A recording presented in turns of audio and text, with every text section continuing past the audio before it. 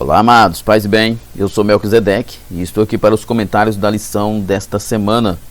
Lições bíblicas da editora CPAD, classe de jovens, primeiro trimestre de 2022. Nesse trimestre nós estamos estudando o livro de João e na lição de hoje nós estaremos estudando parte do capítulo 3 do livro de João, os primeiros versos do capítulo 3, a história de Nicodemos, do encontro de Nicodemos com Jesus. O assunto da lição, então, é você precisa nascer de novo. A lição é a lição de número 4. Então, nós iremos estudar nesta lição sobre o novo nascimento. Lembrando que o ebdemfoco.com disponibiliza para você uma série de conteúdos. Você acessa www.ebdemfoco.com e você encontra as slides em PowerPoint, aulas em PDF, aulas em áudio e cursos diversos. É só acessar www.ebdemfoco.com e confira. Você que deseja se capacitar como professor para EBD, então acesse www.ebdemfoco.com e confira todo um conteúdo com muita qualidade para capacitar você para a sua escola bíblica e para o seu ministério. Você também pode receber subsídios gratuitos pelo WhatsApp. Você salva esse número e envia uma mensagem com seu nome e sobrenome e o ebdemfoco.com estará retornando para você. O DDD é 94-98409-2869. Muito bem, vamos lá. O texto principal da nossa lição se encontra em João 3:5. Jesus respondeu: na verdade te digo que aquele que não nascer da água e do Espírito não pode entrar no reino de Deus. Nós temos aqui nesse verso, o Senhor Jesus explicando para um homem que era mestre em Israel a necessidade do nascer de novo para entrar no reino de Deus. Basicamente, o que esse texto nos ensina, de início, óbvio, tem grandes lições aqui para esse texto, mas o que basicamente esse texto nos ensina é que o estado natural do homem, por mais que ele seja um religioso, uma pessoa piedosa, uma pessoa que frequente alguma denominação, se ele não nascer de novo, ele não é salvo. O resumo da lição, a mensagem de Jesus, melhor dizendo, é bem clara: não basta ser religioso, Como eu acabei de falar, uma das mensagens principais desse texto é sobre, ainda que você seja um bom religioso, um religioso piedoso, mas se não houver um novo nascimento, se não for regenerado, você não tem parte com o reino de Deus. O texto bíblico, como eu falei no início, se encontra no Evangelho de João, capítulo 3, verso de 1 a 7. Você vai ler todo o texto que trata desse diálogo de Jesus com Nicodemos para uma compreensão melhor. E eu não vou me deter no texto por uma questão de tempo, mas acredito que você esteja fazendo esse estudo aí enquanto faz a sua leitura da revista. Nossa introdução. Nesta lição estudaremos a respeito do encontro entre Jesus e Nicodemos. No diálogo estabelecido por eles, temos uma contundente mensagem cristológica. Trata-se de uma exposição clara e direta sobre a regeneração, o novo nascimento, que é absolutamente indispensável na vida daquele que diz ser discípulo de Jesus. Perdão. Pode parecer que Jesus tinha feito uma abordagem muito abrupta a Nicodemos, mas aquele diálogo franco e direto era necessário. Então nós temos aqui a nossa introdução falando de que Jesus teve um encontro com um mestre fariseu e ele explicou para ele que a necessidade de um novo nascimento.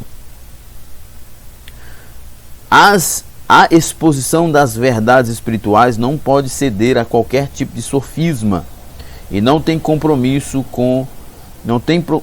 algum com as ideologias deste mundo. Para você que não sabe o que é sofisma, sofisma é um tipo de argumento. Alguns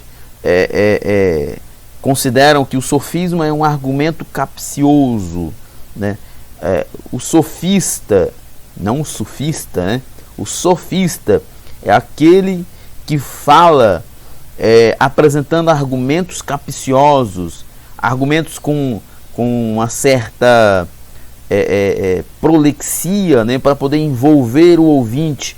Não necessariamente ele tem como objetivo ser verdadeiro, mas ser bonito, ser convincente, né? Então é importante nós observarmos aqui esse texto do comentarista, onde ele diz: as exposições das verdades espirituais não pode ceder a qualquer tipo de sofisma.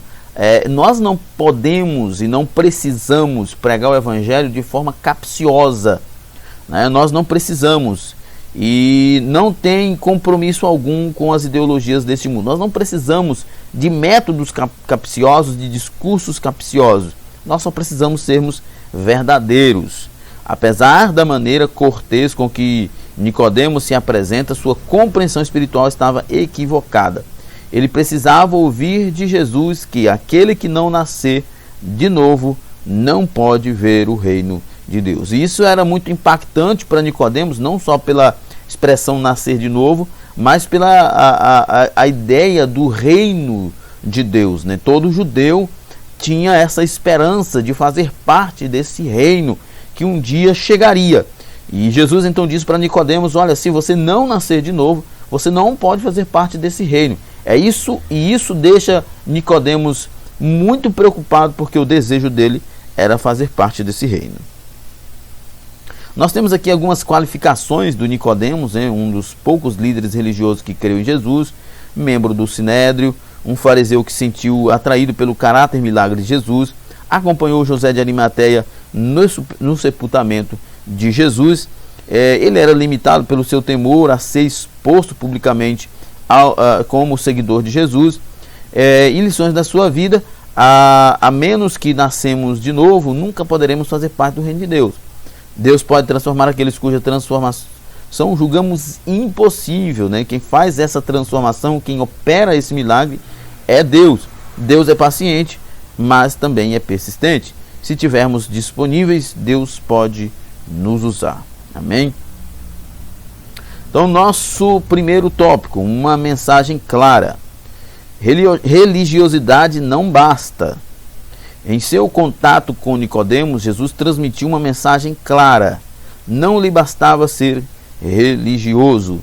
Nicodemos é identificado como um fariseu representante da ala religiosa altamente rigorosa no cumprimento das leis, da lei e das tradições judaicas, né? Os fariseus. Mestre de Israel, era versado na teologia do judaísmo, mas isso não impressionaria ao Filho de Deus, que sabia de sua real condição espiritual e da necessidade de um novo nascimento. Jesus vê o nosso interior. Quando Jesus começa a falar a Nicodemos, Jesus fala especialmente de coisas que Nicodemos jamais poderia atingir por si mesmo. Não apenas o Nicodemos, mas todos os seres humanos, né? Jesus está falando ali para Nicodemos, mas essa voz ecoa a todos os seres humanos. Quando Nicodemos pergunta a Jesus,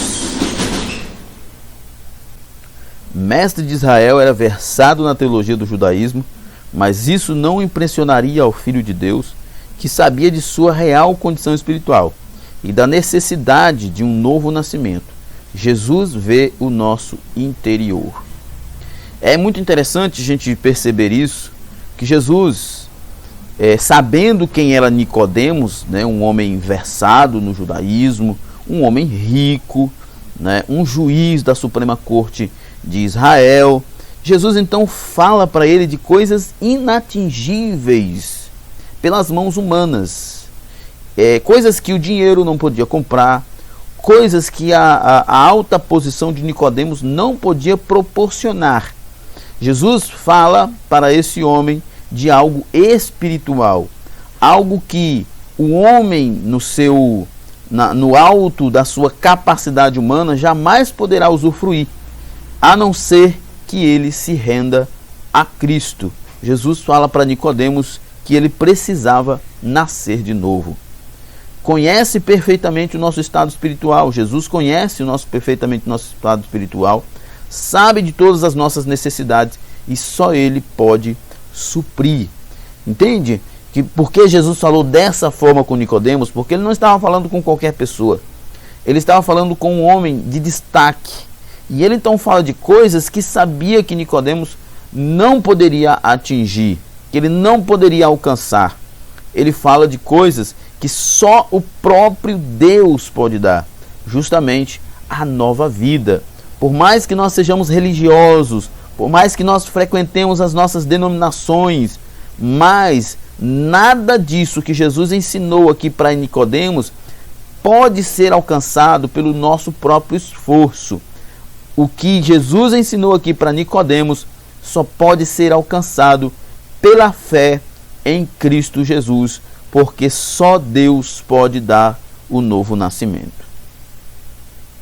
Neste tempo de tantas religiões, precisamos estar convictos de nossa fé e esperança, tanto para a nossa salvação, quanto para não hesitarmos a respeito da necessidade de todos os homens que é conhecer Jesus pela fé no Evangelho e ser gerado de novo. Exatamente o que eu acabei de falar, né? Jesus fala para Nicodemos de coisas que Nicodemos jamais poderia alcançar, jamais poderia obter por si mesmo, somente através da fé em Jesus Cristo. O novo nascimento só é gerado em nós, só acontece em nós, se cremos em Jesus Cristo. Não nos impressionemos com qualquer aparência religiosa, mas nós precisamos buscar a Deus com sinceridade. Mestre vindo de Deus. Nicodemos demonstra que naqueles dias Jesus já era bem conhecido em Jerusalém, inclusive por membros do alto clero judaico, que já tinham conhecimento dos seus sinais, dos sinais que ele fazia. Reconheciam que se tratava de um mestre vindo de Deus. Um reconhecimento, contudo, que não correspondia à verdadeira identidade de Jesus, né? O que eles entendiam de Jesus era que Jesus era uma espécie de Nicodemos, de novo Nicodemos, né? De grande mestre, de mestre vindo de Deus, de homem de Deus. Mas quando Jesus fala do novo nascimento, Nicodemos começa a perceber que ele era mais do que um simples rabino, mais do que mais um dos rabinos de Israel, dos mestres de Israel. Ele era o Filho de Deus.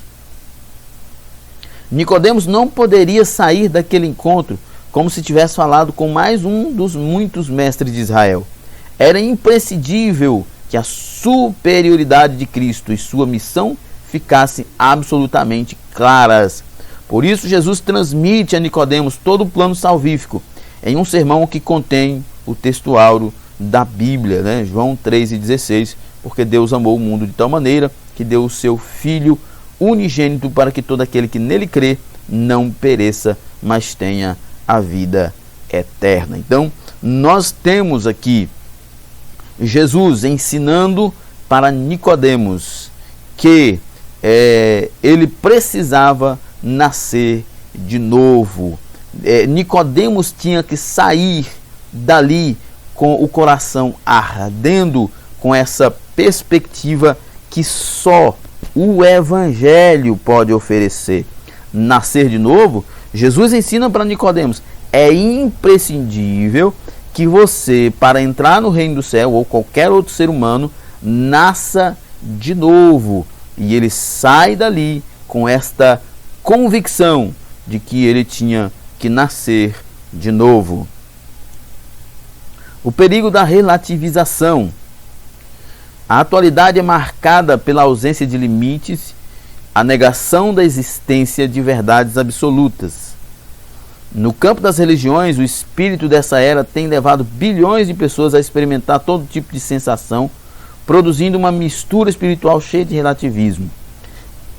Relativismo, para você que não tem familiaridade com essa expressão, relativismo, imagine que você pega uma brasa de fogo, né? Uma brasa de fogo, um carvão em chamas, e coloca na sua mão e deixa por 1 minuto.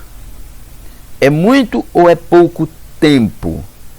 Ou se você precisa percorrer 5 quilômetros andando em 1 minuto.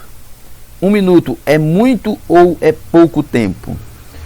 Ou seja, a relativização diz sobre depende da ocasião, depende da situação.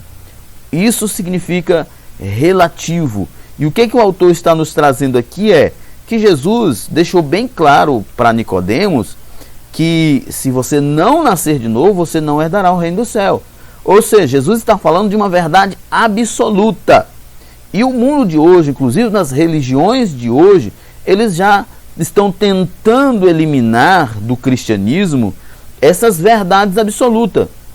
Eles estão relativizando, dizendo que isso é pecado, foi pecado, não é mais, isso é pecado para você, não é para mim, isso influencia você, não influencia a mim, eu posso viver dessa forma, você não pode. Ah, isso dependia do tempo. Não. Os costumes, eles mudam, mas as verdades absolutas da Bíblia não mudam. Sempre permanece. Os princípios bíblicos sempre permanecem. Os mandamentos bíblicos sempre permanecem.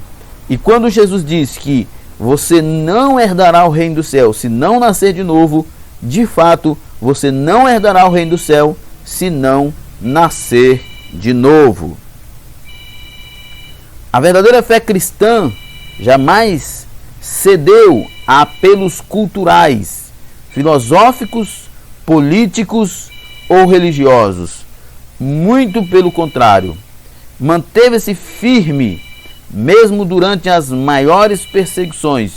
E foi justamente nesses períodos que o cristianismo mais fortaleceu. Então nós temos aqui uma abordagem que é interessante, o professor deve explorar, que nós não devemos abrir mão do absolutismo da palavra de Deus. Sim, a palavra de Deus é absoluta e nós não negociaremos, não vamos relativizar as verdades bíblicas. Se Jesus falou, você precisa de arrependimento, você precisa de arrependimento. Se a Bíblia diz que você precisa de novo nascimento, você precisa de novo nascimento para ver o reino dos céus. Você não pode relativizar. E nós, em nome de nenhuma outra coisa, podemos também relativizar as verdades bíblicas. Hoje, o desafio é nosso. Precisamos nos fortalecer na fé e não ceder à relativização ou sincretismo, mas defender a pureza do Evangelho. É interessante que o comentarista coloca aqui essas duas expressões, né? Relativização e sincretismo. Se por um lado existe uma relativização das verdades bíblicas, por outro lado há também esse sincretismo, essa mistura de práticas religiosas dentro de uma religião só, né? Nós temos comunidades tidas como cristãs que têm aí aspectos judaicos, outros têm aspectos católicos, outros têm aspectos de religiões de matriz africana, enfim, isso é sincretismo, mistura tudo. Não, nós precisamos ficar com a Bíblia. É óbvio que nós não seremos perfeitos, mas as nossas igrejas e as nossas vidas devem sempre buscar a mais elevada sinceridade no Evangelho. Nós precisamos buscar uma prática mais pura possível do Evangelho, baseado naquilo que nós vemos na Bíblia. Segundo tópico, de fariseu a discípulo. Príncipe dos judeus. Nicodemos tinha uma posição destacada entre os fariseus. Era considerado um príncipe dos judeus. Nós já falamos sobre isso, né? Os fariseus eram um grupo religioso surgido com intenções nobres, como revelam muitos estudiosos, do grego parisaios, né? O termo fariseu significa separar, ou fariseu significa separados, né? O dicionário Vine registra que o surgimento do grupo foi resultado da busca por uma completa separação dos elementos não judaicos e justifica porque o termo passou a ser sinônimo de hipocrisia, né?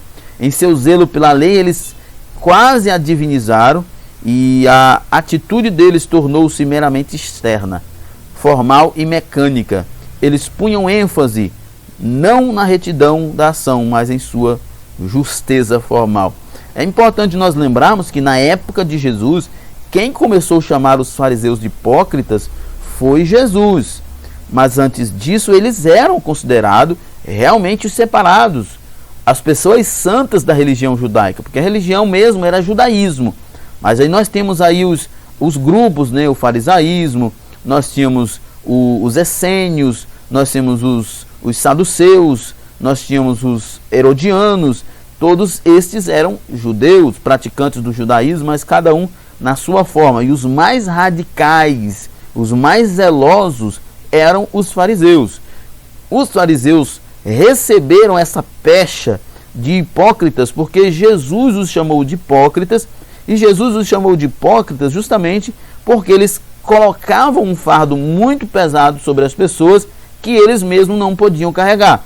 Eles exageravam no cumprimento, ou não no cumprimento, mas nas exigências da lei que ninguém podia cumprir. E eles, com essas exigências, umas exigências impossíveis de serem cumpridas, e eles não deixavam de propagar, de exigir isso, Jesus por isso os chamou de hipócritas, porque eles pregavam uma coisa, mas eles mesmos não viviam. Os fariseus são um exemplo claro de como toda religiosidade sem a vida do Espírito pode conduzir a tragédias espirituais. Um fariseu evangelizado, filho do homem, filho unigênito e unigênito de Deus. Jesus vale-se desses títulos e expõe a Nicodemos a imprescindível necessidade de crer nele para ter a vida eterna. Jesus não apenas diz para Nicodemos que ele precisava nascer de novo, mas ele diz que esse nascer de novo passa pelo crer nele como o Filho do homem, o Filho unigênito de Deus, o unigênito de Deus. Esta mensagem produziu algum efeito no coração de Nicodemos. Isso é demonstrado em João 7,50, quando, junto aos fariseus, repreende a conduta deles que condenavam Jesus sem ouvi-lo. Aqui ele já está muito seguro da sua fé em Jesus, porque ele consegue se opor ao seu próprio grupo para defender Jesus. Ele já está com uma fé bem solidificada. Essa atitude de Nicodemos precisa ser considerada, pois mostra que já havia nele certo grau de fé em Jesus, ao ponto de defendê-lo diante dos próprios fariseus, furiosos fariseus, e sujeitar-se a ser censurado por eles. Ou seja, ele já não estava mais preocupado com o seu posto de príncipe em Israel, de doutor em Israel. O Evangelho de Cristo, as palavras de Cristo havia capturado seu coração, e agora ele estava colocando a própria vida em risco para defender o Senhor Jesus. No grupo dos discípulos, no segundo momento em que aparece, Nicodemos está ainda entre os fariseus, mas quando Jesus foi crucificado, ele aparece junto a José de Arimateia, identificado como discípulo de Jesus, Nós sempre olhamos para os discípulos de Jesus como aqueles 12, mas todos que seguiam Jesus eram considerados discípulos, inclusive José de Arimateia, que era um político, um senador, e agora também o Nicodemos, que era um mestre de Israel.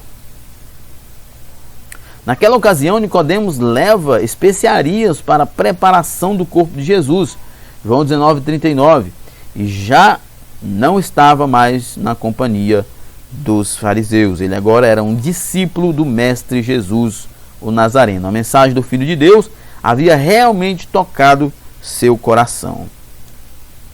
Embora o tamanho ou a profundidade da fé não possa ser aferida, é possível inferir um nítido crescimento em Nicodemos nos 3 episódios em que ele aparece. Isso aqui é até uma observação importante, que a fé, o tamanho da fé ou a profundidade da fé é difícil ser medida. O que importa, na verdade, não é o tamanho da fé, a profundidade da fé, mas a fé no objeto certo. Não importa o quanto a fé de Nicodemos era grande ou profunda. O que importava agora é que agora ele cria no Cristo, cria em Jesus para a sua salvação, para o seu novo nascimento. Quanto a esse último, Meyer Pearman chega a dizer que Nicodemos estava ficando mais firme na fé, chegando a demonstrar mais devoção do que os próprios discípulos que fugiram quando veio ajudar a sepultar o corpo de Cristo. Ele já estava bem comprometido com Cristo, a sua fé já estava bem fortalecida. Eu acho muito interessante que Nicodemos era um homem estudioso, ele era um doutor da lei. Ele conhecia toda a lei, ele conhecia todas as profecias, e quando ele percebeu que Jesus realmente estava cumprindo as profecias, ele foi capturado por Deus, o seu coração foi capturado por Deus, e ele, de um fariseu, passou a ser um fervoroso discípulo de Jesus. Terceiro tópico, o milagre do novo nascimento. A regeneração. O encontro entre Jesus e Nicodemos legou-nos um dos sermões mais específicos das Escrituras acerca da regeneração. Trata-se do milagre do novo nascimento, através da água e do Espírito, pelo qual somos gerados de novo e passamos a ter vida eterna, né? A regeneração é o primeiro, né? Apesar das pessoas, dos teólogos não dizerem, né, quem vem primeiro, mas boa parte dos teólogos vão concordar que a regeneração é o primeiro ato, né? É o primeiro ato. Você é regenerado, você crê e você então é justificado. Esses processos, não é? Esses acontecimentos, eles são imediatos e ao mesmo tempo, né? A gente apenas fala que a regeneração vem primeiro, mas não há uma evidência bíblica de que a regeneração venha primeiro que a fé ou vice-versa. Mas sabe-se que são coisas que acontecem no mesmo tempo. Não vem primeiro a regeneração, depois de um tempo vem a fé, depois de um tempo vem a justificação. A gente não sabe exatamente qual é a ordem, mas sabe-se pela Bíblia que elas vêm ao mesmo tempo, imediatamente. Esse novo nascimento é operado em todo aquele que reconhece a sua condição de pecador e crê em Cristo como seu Salvador. É essencial para o novo nascimento que o pecador reconheça o seu estado de morte em delitos e pecados, como diz Efésios 2:1. Isso é importante, né? Porque quando você reconhece o seu estado de pecaminosidade, então você reconhece que, estando em um estado de pecaminosidade, você está em um estado de condenação, né? A fé verdadeira virá quando o homem tiver consciência da sua condenação. Como pecador, como diz a Bíblia, todos pecaram e destituídos estão da glória de Deus. Então essa consciência, como diz Efésios 2:1, de que nós estamos presos, que nós estamos mortos em delitos e pecados, então essa consciência nos leva a recorrer a quem de fato pode nos salvar, que é Jesus Cristo. A respeito da expressão nascer da água e do Espírito, ao mesmo tempo em que o elemento água no texto pode estar servindo de contraste e substituição do entendimento judaico sobre contínuas purificações, significando água espiritual. Como sugere o teólogo pentecostal Roger Strondat, ela revela-nos a imprescindível ação da palavra em plena consonância com o Espírito em uma só operação. Eu quero só frisar aqui que essa compreensão não é de todos os teólogos, né? Alguns teólogos concordam, como o Roger, que a palavra água aqui está trazendo uma referência à palavra de Deus, né? Que o novo nascimento, que é nascer da água do Espírito, é uma ação da palavra de Deus e do Espírito Santo.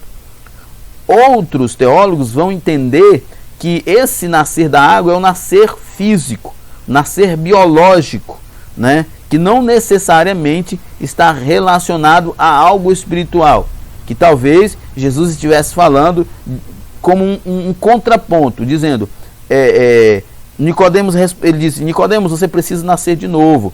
E Nicodemos responde, como que eu vou entrar no ventre da minha mãe já sendo velho para nascer de novo? Aí Jesus diz, você precisa nascer da água, mas também nascer do Espírito. Essa é a ideia que alguns comentaristas dizem. Outros, que já é uma parcela menor, que vai dizer que essa água é o batismo em águas, né? Que é o nascimento na água, que tem que descer as águas, e após descer as águas a gente recebe o Espírito e é batizado com o Espírito Santo, né? Que está sempre ligado ao batismo com água e batismo com o Espírito Santo. Não parece ser uma visão muito correta, mas as duas principais vertentes mais importantes é essa do Roger, que diz que a água que se refere à palavra, né, a ação da palavra, tanto que Paulo fala que nós somos lavados pelo poder regenerador da palavra, né? Ou pode ser um contraponto de Jesus dizendo para Nicodemos: você já nasceu da água, mas você também precisa nascer do Espírito. Uma questão que é importante, que essa é uma discussão que é muito longa, há muito tempo se tem essa discussão, e cada um tem aí a sua visão. Essas duas visões que eu apresentei, que são as principais, fazem muito sentido e são bem interessantes, mas cabe a você fazer um estudo maior para ver com qual você se identifica mais. Conforme o dicionário Vine, são dois poderes operacionais para produzir o novo nascimento, que são a palavra da verdade e o Espírito Santo, né? Esse comentarista leva em consideração ao que diz o Roger. Regeneração no método da salvação. A regeneração é uma das obras que Deus realiza em nós no processo da salvação. Eu não diria processo, mas na mecânica da salvação, né? Porque a salvação em si não é um processo. Ainda que a santificação seja um processo, a salvação em si não é um processo, porque a regeneração já é salvação. Outras são justificação, adoção e santificação, né? Então nós temos a salvação, ela tem três aspectos, que é passado, presente e futuro. No passado nós temos regeneração e justificação, regeneração, justificação e adoção. No presente nós temos santificação e no futuro nós temos glorificação. A regeneração é um renascimento espiritual, a ação decisiva e instantânea do Espírito Santo, mediante a qual ele cria de novo a nossa natureza interior. Na regeneração, o espírito humano é vivificado, ou seja, a vida de Deus torna-se operante em nós, libertando-nos dos desejos da carne e nos habilitando a andar no Espírito. Há uma mudança em nossas inclinações, desejos e motivações íntimas. Isso aqui é importante o professor explorar, né? Quando nós nascemos de novo, nós recebemos a natureza de Cristo em nós. E essa natureza de Cristo começa a operar em nós, mudando as nossas inclinações, mudando os nossos desejos, mudando as nossas motivações. Tanto é que uma pessoa cheia do Espírito Santo, qual é a grande evidência? É uma vida santa, controlada pelo Espírito Santo. A regeneração é uma das obras que Deus realiza em nós no processo da salvação. O Espírito opera em nós uma obra sobrenatural de transformação que atinge os três aspectos da natureza humana, né? Pensamento, sentimentos e vontade, né? Ou volição, como dizem os teólogos. Então, a operação do novo nascimento nos dá uma nova mente, um novo coração, uma nova perspectiva e uma nova vontade. É por isso que todos os regenerados precisam viver diariamente dependentes do Espírito Santo, a fim de continuarem frutificando nele, né? Uma pessoa que é nascida de novo, ela, por consequência, deve ter uma nova forma de pensar, deve ter uma nova forma de desejar as coisas, uma nova forma de sentir as coisas nesse mundo. Quanto à justificação, é Deus em Cristo nos declarando justos. É um ato jurídico, permanente, não acontece todos os dias, não é uma coisa que é processual, é um ato jurídico onde Deus declara a nós, a partir da nossa fé no sacrifício de Cristo, que nós somos justos, somos justificados por Ele.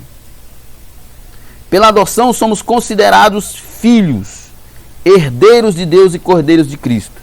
Isso é importante nós observarmos, porque nós não somos filhos legítimos, nós somos criaturas de Deus. Mas lembra que Jesus diz lá em João que ele é a videira verdadeira e nós fomos enxertados nele. Então, nós somos adotados, tomados como filhos. São obras instantâneas realizadas em decorrência dos méritos de Cristo, ou seja, fruto do seu sacrifício por nós na cruz do Calvário, que Jesus ensinou para Nicodemos lá atrás, que não era fruto da capacidade humana, mas fruto do poder de Deus realizando essas transformações. A santificação é progressiva, né? Nós acabamos de falar, começa com a regeneração e deve prosseguir por todo o tempo de vida do cristão aqui na terra. Então a santificação é um processo que a gente vai se desenvolvendo, vai melhorando a nossa vida com Cristo. Regeneração e batismo no Espírito Santo. É muito importante considerar a diferença entre a regeneração, que está no campo da soteriologia, e o batismo no Espírito Santo, que está no campo da pneumatologia. São experiências espirituais distintas que não podem ser confundidas. Na verdade, isso é uma perspectiva pentecostal que nem é tão geral assim, né? Que faz essa diferença entre regeneração e batismo com o Espírito Santo. Para a maioria dos teólogos, especialmente os teólogos históricos e reformados, e até também no meio pentecostal tem muitos que consideram que o batismo com o Espírito Santo é a regeneração, é na salvação, que o que nós chamamos de batismo, que o que os pentecostais chamam de batismo com o Espírito Santo, não é um batismo, uma iniciação, mas é um revestimento. Isso depende da perspectiva de cada teólogo. A Assembleia de Deus, como uma igreja pentecostal tradicional, adota essa perspectiva do batismo com o Espírito Santo como uma experiência posterior à regeneração. Mas há teólogos também que vai concordar que o batismo no Espírito Santo é uma experiência da regeneração. Os discípulos que tinham consigo a presença de Jesus experimentaram a obra de regeneração após a sua ressurreição. João registra o momento dessa experiência, e Jesus assoprou sobre eles e disse-lhes: recebei o Espírito Santo. Isso, não é uma, como eu já acabei de falar, não é uma visão de todos os teólogos, está muito restrito ao campo pentecostal.